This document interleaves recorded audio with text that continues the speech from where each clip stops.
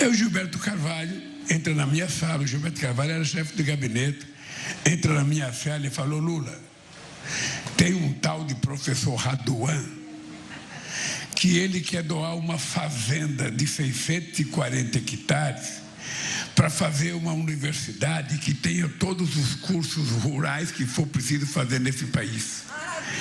E ele está chateado porque ele queria dar, ninguém quer receber e tal.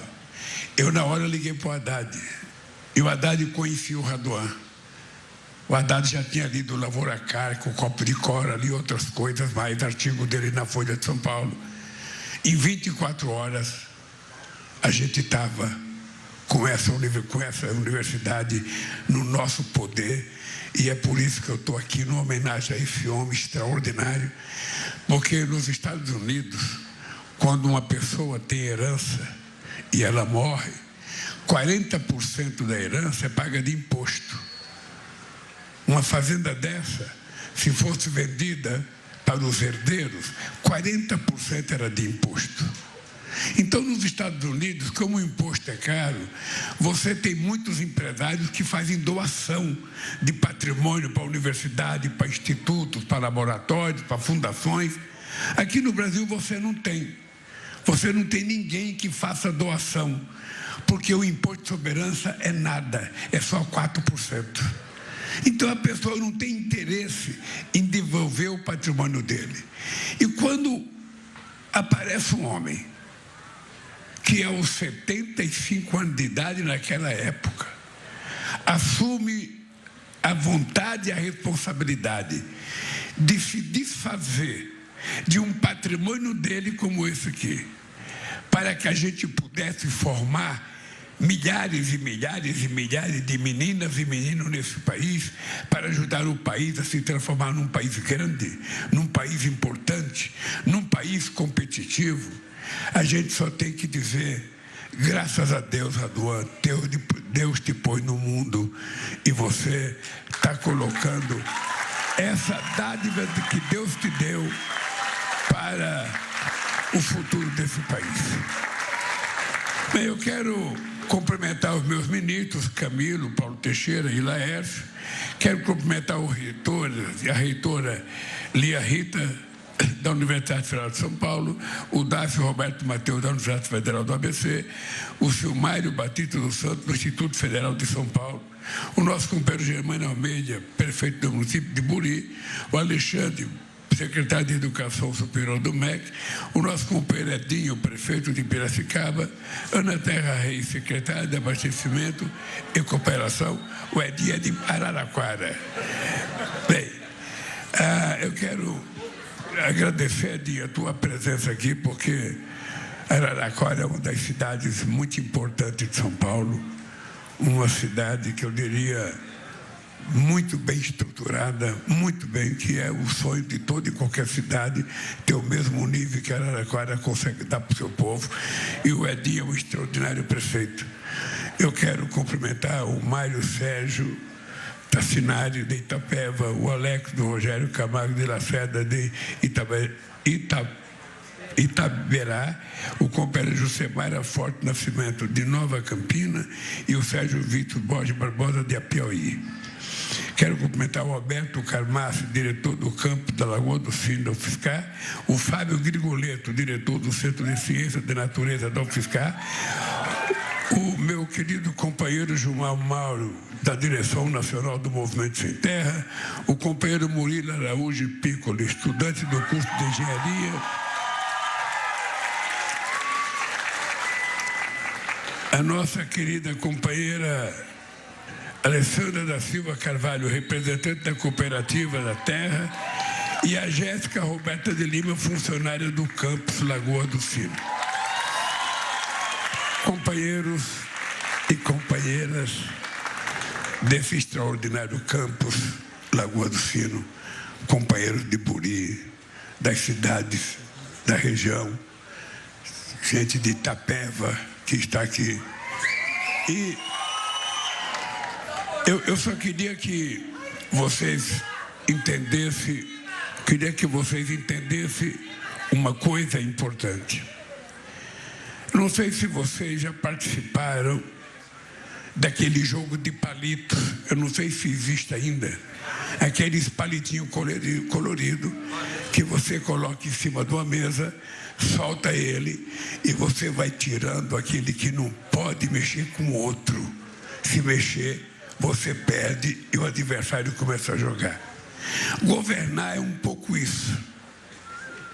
Governar é exatamente isso. Você pega, 203 milhões de habitantes, você solta e depois você vai tentar mexer com aquele, que não te dá problema, porque se der problema, você não mexe. E esse problema é um palito chamado povo. Ele está sempre por baixo. Ele está sempre abaixo de tudo, e é o mais difícil de um governante pegar e de um jogador de palitinho pegar, porque se ele tentar mexer com o povo, ele vai mexer, nos ricos, ele vai mexer nos grandes fazendeiros, ele vai mexer nos grandes empresários, nos banqueiros, vai mexer em setores da classe média alta. Então é preciso não mexer com o povo, deixa o povo pobre lá. Mexer com ele é perder o jogo. E nós resolvemos mudar a lógica desse jogo de palito. A gente precisa ter coragem de mexer com um palito chamado povo, para que a gente tire o povo dessa linha de submissão que ele é colocado a vida inteira. E é exatamente por a gente ter coragem de mexer nesse palito chamado povo, é que eu sou muito fanático por educação. E eu quero dizer para vocês que a minha obsessão pela educação não é porque eu sou estudado. Todo mundo sabe, eu não tenho diploma universitário, todo mundo sabe que a minha vida é uma vida de torneiro mecânico durante 27 anos dentro de fábrica, e depois eu fui para o sindicato e depois eu virei político. Todo mundo sabe disso. Pois bem, a minha obsessão pela educação é que quando eu era menino, eu tinha vontade de estudar, eu tinha sonho de estudar. Eu tinha sonho como todas as pessoas têm sonho. Mas a pobreza era tão grande e a miséria era tão grande que não deu para estudar. Então, veja, eu fui o primeiro filho da minha mãe a ter um diploma primário. De 8 filhos, eu fui o primeiro. Eu fui o primeiro a aprender uma profissão. Eu fui o primeiro a ter um emprego ganhando mais que 4 ou 5 salários mínimos. Eu fui o primeiro a ter uma televisão. Eu fui o primeiro a ter uma geladeira. Eu fui o primeiro a ter uma casinha. E a minha primeira casinha era uma casinha de 33 metros quadrados, e morava eu, minha mulher, 3 filhos, a minha sogra e 2 cachorros, numa casinha de 33 metros quadrados. Então a minha obsessão, depois de tudo isso que eu passei, é permitir que todas as pessoas desse país, nascida dentro desses 8,5 milhões de metros quadrados, que tenha o nosso sangue, o nosso DNA, tenha o direito de estudar, tem o direito de ter oportunidade, tem o direito de fazer um curso profissional, tem o direito de fazer um curso técnico, ter direito de virar doutor ou doutora. E o que a gente faz para isso conseguir? Eu sofri no meu primeiro mandato, porque era preciso dinheiro para a gente fazer mais universidade e colocar as pessoas mais humildes, nas universidades. Eu cheguei a pensar até em utilizar o fundo de garantia por tempo de serviço como se fosse um empréstimo para os trabalhadores emprestarem para os seus filhos estudarem. E aí, o companheiro Haddad era o meu ministro da Educação. Ele tinha tido uma experiência em São Paulo, não sei aonde, mas a Ana Estela, a mulher dele, é autora da ideia. Ela resolveu propor que a gente criasse o ProUni. O que era o ProUni? O ProUni era a gente transformar as dívidas que as universidades privadas tinham com o governo em bolsa de estudo para os estudantes da periferia. E aí nós fizemos o programa mais extraordinário que já passou por esse país, que foi fazer com que alunos do ensino médio, de escolas públicas brasileiras, da periferia, gente filha de trabalhador, gente filha de empregada doméstica, gente filha de pobre, gente filho de pedreiro, sabe, pudesse sonhar em ter a oportunidade de fazer um curso, ser um doutor na vida. E é por isso que depois a gente fez o Reúne. O Reúne, não sei se vocês se lembram, o Reúne aconteceu por causa de uma coisa que eu vi no Paraná. No Paraná teve uma universidade federal que abriu o ano, sabe, lotado, um monte de gente ficou de fora. E depois de 4 ou 5 meses, muita gente tinha abandonado o curso e o pessoal que ficou de fora queria entrar e não permitiam. Aí eu disse para o Haddad, nós vamos ter que dar um jeito nisso. E nós conseguimos criar o Reúne, que era para você saltar de 12 alunos para 20 alunos, no mínimo numa sala de aula, para que as pessoas pudessem estudar. Aí depois eu ainda não fiquei contente, porque não conseguimos atender todas as pessoas com o ProUni. Aí nós tínhamos o FIES. O FIES não fomos nós que criamos. O FIES já existia, era um financiamento feito pela Caixa Econômica Federal. Qual era o problema do FIES? Por que ele não funcionava? Porque, vamos ser francos, um estudante, quando ele vai num banco pedir um financiamento para estudar, o banco pergunta, você trabalha? Não, só estudo. Você trabalha? Quem vai pagar isso? Meu pai. Aí, quando é que ganha teu pai? Ele vai perceber que o pai não ganha para pagar o dinheiro que ele vai tomar emprestado. Então, o jovem não pegava dinheiro emprestado, porque é impossível. Ele não tinha avalista. E você sabe que avalista é uma coisa difícil. Ô Camilo, Raduan nunca pagou aluguel, não sabe disso. Mas avalista é uma desgraça. Às vezes você chega na fábrica, 1000 companheiros seus. Mesmo na universidade, se alguma professora precisar alugar um apartamento, aí o dono do apartamento fala, eu preciso de um avalista. Eu preciso de alguém para garantir. Aí você vai falar com uma companheira, com um companheiro, ele nunca fala não. Ele fala, eu vou conversar com meu marido, eu vou conversar com a minha esposa. Bem, e o dado concreto é que no dia seguinte, 90% recebe um não arredondado, porque ninguém quer ser fiador de outra pessoa e depois, se essa pessoa não pagar, cá com o pagamento da dívida. O que nós fizemos? O estudante, ele vai pegar aluno e ele vai pagar depois que ele se formar. E mais ainda, quando ele se formar, se ele for trabalhar na rede pública, ele não precisa pagar. É por isso que o FIES, em pouco tempo, teve mais de 2 milhões de jovens. É por isso que nós saímos de 3,5 milhões de estudantes em universidade para 8,5 milhões quando eu deixei a presidência da República. Porque pela primeira vez a gente conseguiu fazer com que o povo mais humilde pudesse estudar. Eu fui na USP um dia desse, Camilo, e eu tomei um choque de entusiasmo. Porque a USP, há 20 anos atrás, há 30 anos atrás, era uma universidade de brancos. Era uma universidade de branco e universidade de setores médios da sociedade. O cara que ganhava um bom salário, um bom rendimento e tal. Não era para pobre da periferia.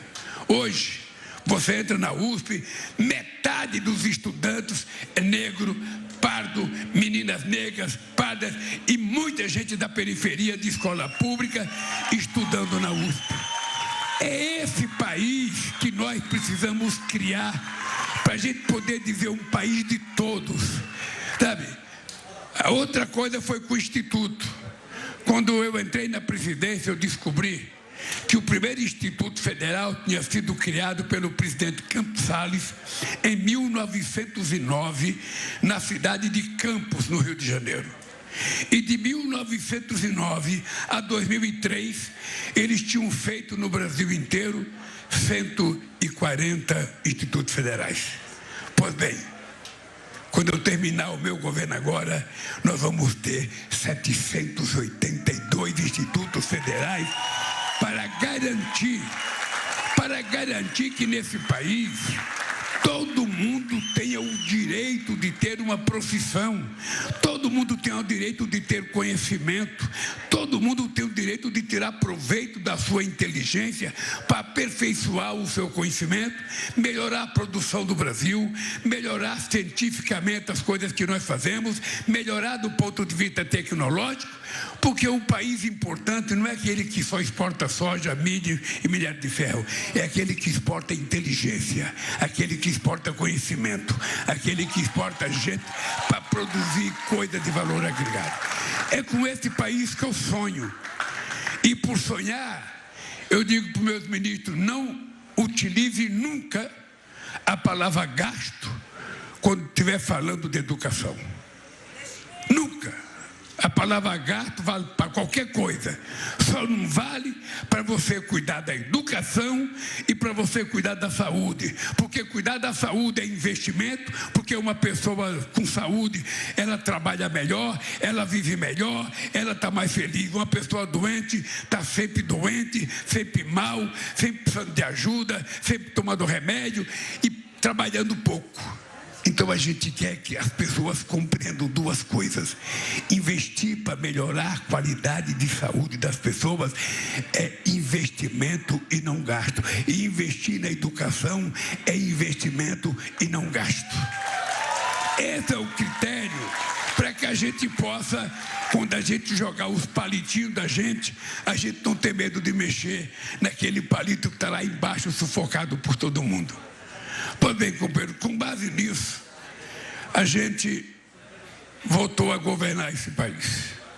Esse país, eu diria, o que eles fizeram nesses últimos, depois do impeachment da Dilma, é que o Netanyahu está fazendo na faixa de Gaza, lá no Palestina. O que eles fizeram com esse país foi um pouco isso. Todo final de semana agora, esse final de semana morreu mais 70 pessoas na faixa de Gaza. A semana passada morreu mais 90.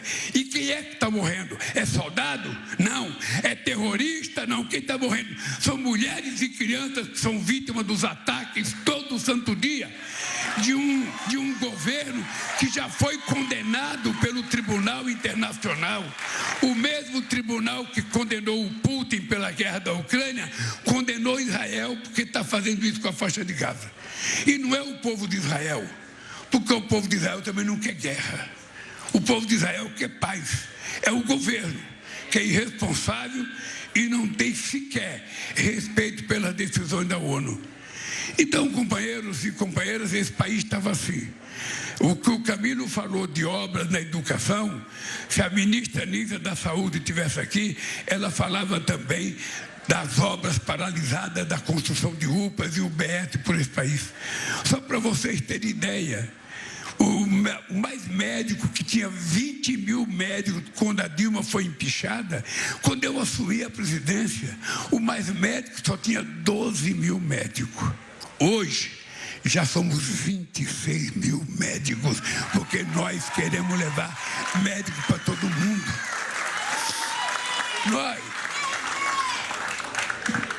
Nós fizemos um pacto com todos os governadores de estado e com todos os prefeitos para a questão das escolas de tempo integral.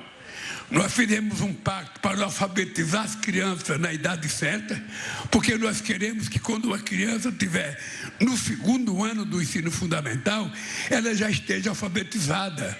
Porque se ela estiver alfabetizada, ela vai poder progredir no terceiro ano, no quarto ano, no quinto ano. Se ela não for alfabetizada na idade certa, ela vai ser sempre uma criança com dificuldade na escola. Então nós fizemos um pacto assinado por 27 governadores, o ministro da Educação, quase 6 mil prefeitos, de que a gente vai, até 2030, alfabetizar corretamente as nossas crianças na escola, para que a gente possa ter um país melhor.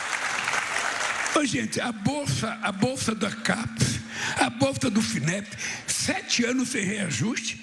Essa semana eu fui me despedir dos jogadores, dos atletas que vão para as Olimpíadas. Eu criei um programa chamado Bolsa Atleta, em 2003, para ajudar as pessoas pobres que querem praticar esporte e que não têm dinheiro sequer para comprar um tênis. Quando o cara é famoso, todo mundo patrocina. Mas quando o cara é pobre, ninguém quer patrocinar. Então nós criamos uma coisa chamada Bolsa Atleta. Só para você ter ideia, 70% das pessoas que estão em Paris hoje são pessoas que recebem Bolsa Atleta. São pessoas que recebem.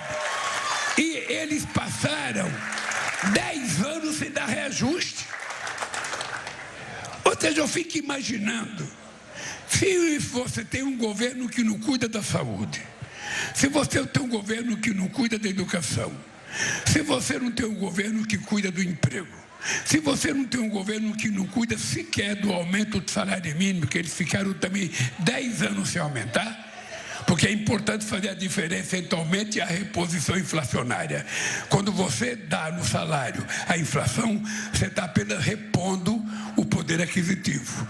O aumento a gente está dando quando a gente dá o crescimento do PIB de aumento para as pessoas, ou seja, é o chamado aumento de mérito, aumento de produtividade. E nós, nesses 2 anos, já aplicamos 11% desse aumento de mérito e vamos continuar aplicando, porque quando o salário mínimo aumenta, o povo vira consumidor, a classe média vai vender mais coisas, o bar vai vender mais um pãozinho, mais um café, mais uma cervejinha, o shopping vai vender mais alguma coisa, a loja vai vender mais um caderno, mais um lápis, mais uma caneta, as pessoas vão comprar uma blusinha nova, vão comprar um sapatinho novo, vão comprar um chinelo novo, aí o comércio começa a funcionar, o comércio começa a encomendar da indústria, a indústria começa a produzir, aí as pessoas começam a receber salário e a roda gigante da economia fica girando, onde todo mundo possa participar definitivamente. O povo consumindo mais vai comer mais,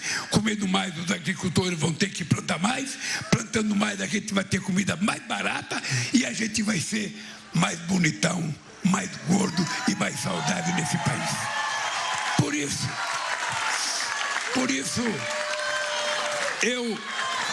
isso eu voltei a governar esse país. Porque eu quero provar mais uma vez.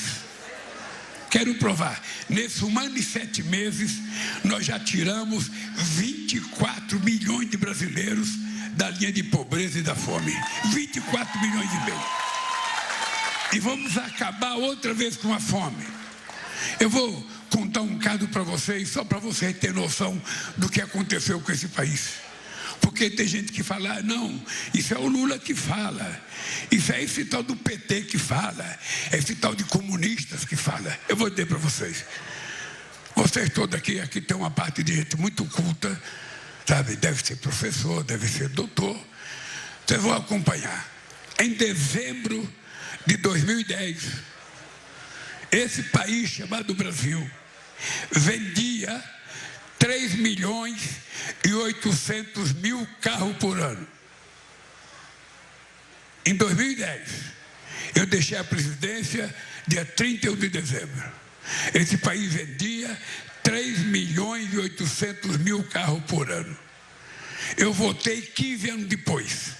Esse país estava vendendo 1.800.000 carros por ano, simplesmente menos da metade daquilo que a gente produzia em 2010. O que aconteceu com a economia desse país? O que aconteceu com o desenvolvimento desse país? O que aconteceu com a educação desse país? Tudo desapareceu. Tudo desapareceu, porque eles trocaram tudo isso a troco da fake news, a troco da mentira, a troco da venda de arma.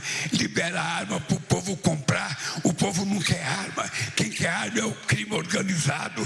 Quem quer arma são os bandidos desse país, porque o povo não quer, sabe, ficar armado. Então esse país mudou, esse país retrocedeu. Esse país ficou 6 anos sem que um presidente do Brasil viajasse para o exterior ou alguém viesse aqui. Ninguém queria. ninguém queria receber o nosso governo e ninguém queria vir ao Brasil. O Brasil virou paira. O Brasil virou paira. Pois bem, eu resolvi recuperar a participação geopolítica do Brasil, porque o Brasil é o único país do mundo que não tem contencioso com ninguém. A gente só briga entre nós mesmo, mas a gente não quer briga com ninguém. Nós somos da paz. Pois bem, eu estou há 1 ano e 8 meses na presidência. Eu já fiz reuniões com 54 presidentes da África. Eu já fiz reuniões com 27 presidentes da América da Europa. Eu já fiz reuniões com 15 presidentes do CARICOM, que são os países do Caribe.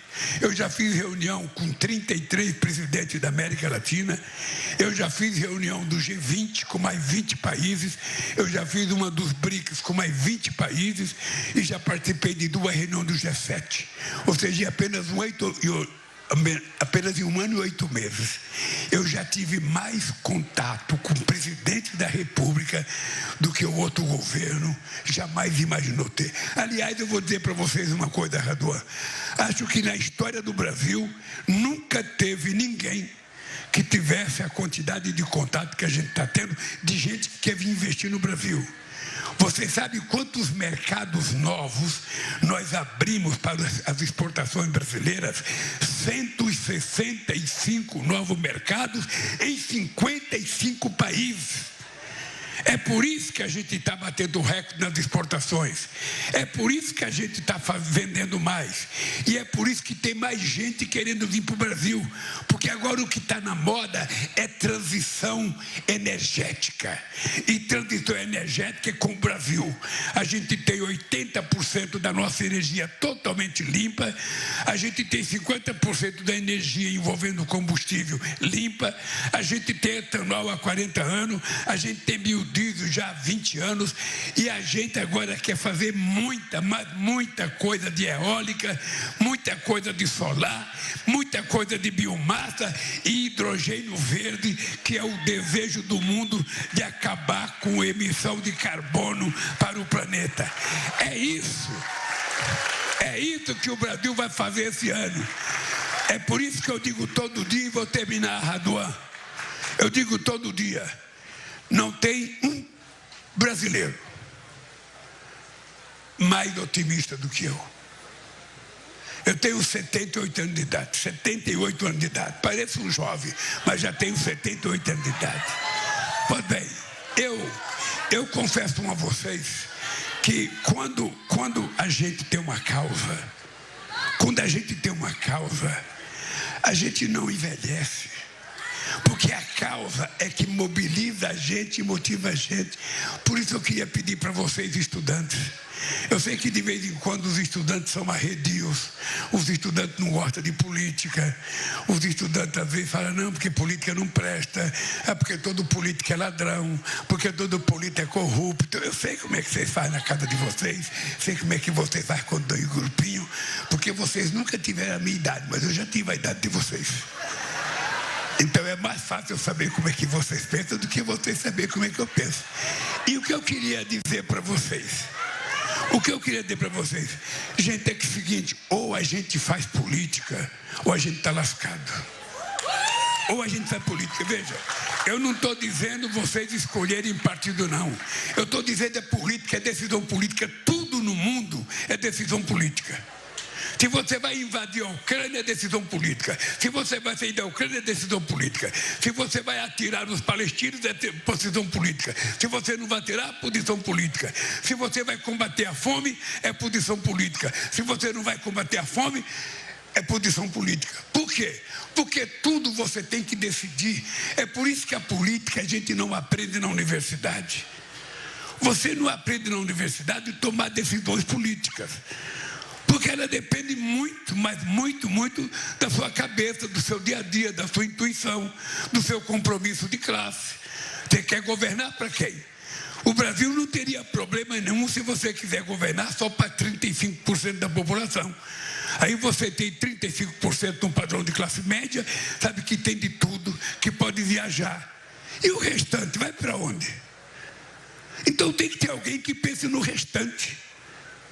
Tem que ter alguém que pense no restante. E eu só fui eleito porque eu quero provar que o povo pobre desse país não é problema. O povo pobre é solução na hora que eles participem do processo de desenvolvimento.